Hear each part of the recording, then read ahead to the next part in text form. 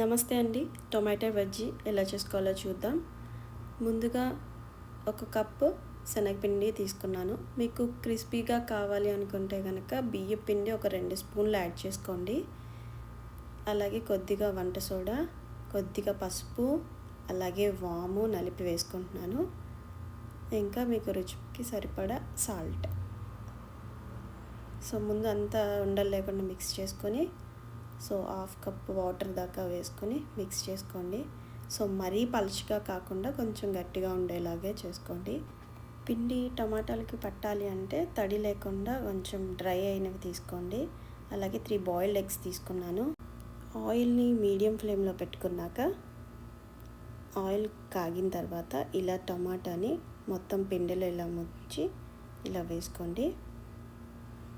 అలాగే golden colour వచ్చిన వరకు వేయించుకొని తీసుకొని పక్కన పెట్టుకోండి.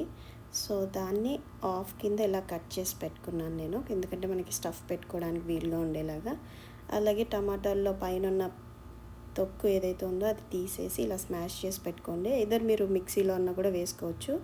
తర్వాత నేను 1 కప్పు మరమరాలు, హాఫ్ కప్ ఆనియన్స్, ఇంకా కొద్దిగా కొత్తిమీర, 1 స్పూన్ చాట్ మసాలా, ఇంకా కారం, ఉప్పు మీకు తగినట్టుగా వేసుకోండి.